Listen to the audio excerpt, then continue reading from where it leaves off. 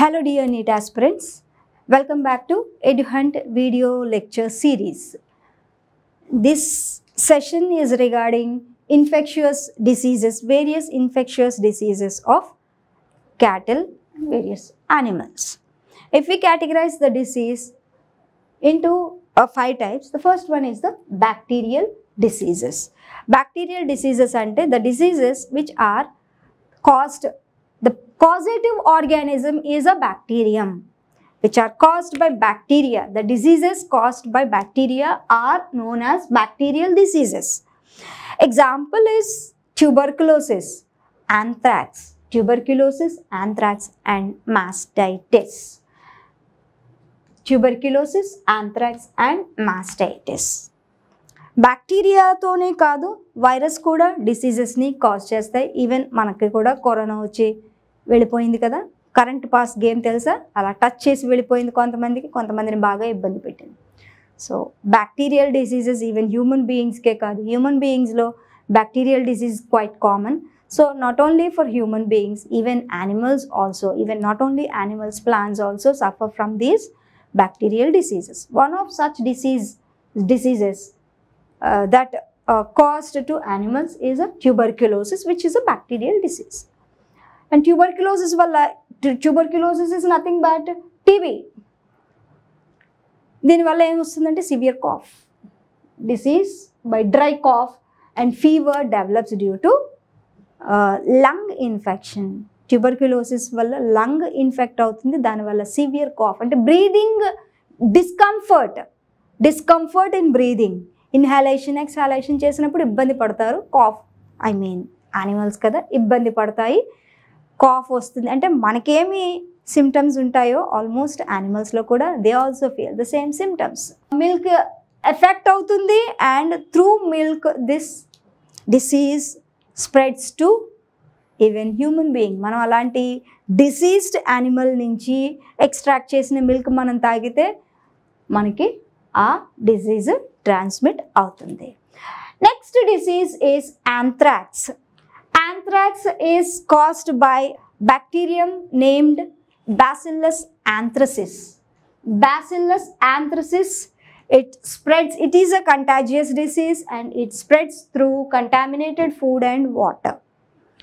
And it is also contagious to human beings also. Human beings kuda ee disease sokutundi. Then coming to viral diseases. Viral diseases lo blue tongue disease, rinderpest disease and foot and mouth disease, which is very famous. Foot and mouth disease caused by smallest virus. It ranges, average size of this virus is 200 angstrom units. Angstrom unit ante enta, ఒక మిల్లీమీటర్లో ఎన్నో వంతు కనుక్కోండి. Okay, ఇది picorna గ్రూప్తో వస్తుంది. And cow pox, rinderpest is also called cattle plague disease. యాక్చువల్గా human plague అయితే pasteurella పెస్టిస్ అనే బ్యాక్టీరియం వల్ల వస్తుంది. ఇదైతే క్యాటిల్ ప్లేగ్ అయితే దీన్ని రెండర్ పెస్ట్ అని అంటాము. It is a viral disease. గుర్తుపెట్టుకోండి, plague is a viral disease in cattle and it is also contagious disease and it is transmitted through contaminated food, water and even flies. ఈగలు, దోమలు, వీటి వల్ల కూడా spread అవుతుంది disease. And then fungal డిసీజెస్లో ringworm, it is infected to animals and show rounded scabs over the affected part.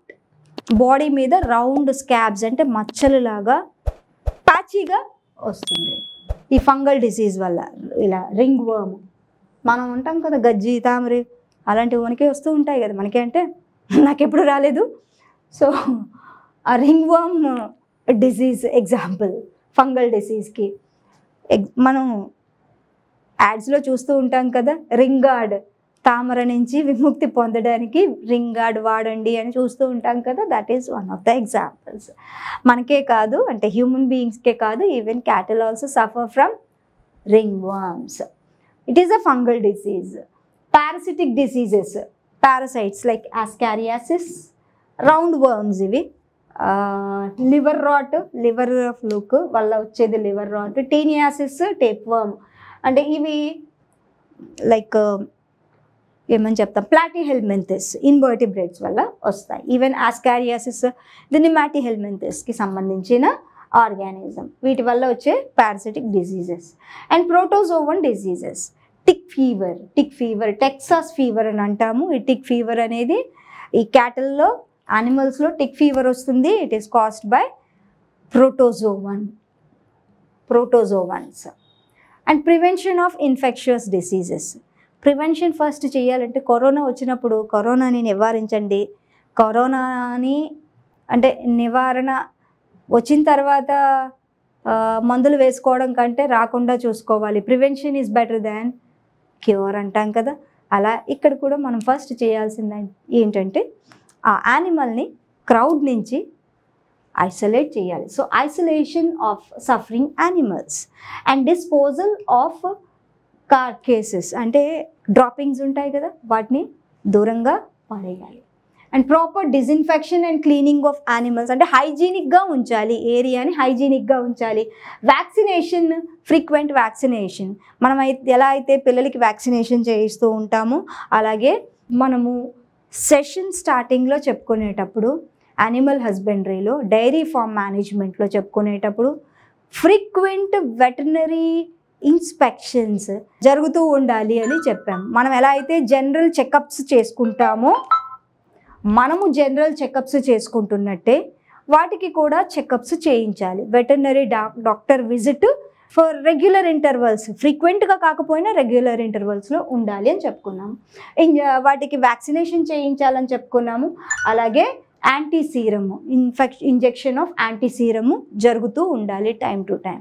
ఇలా time to time జరగడం వల్ల mostly we can prevent deadly diseases which effect various animals.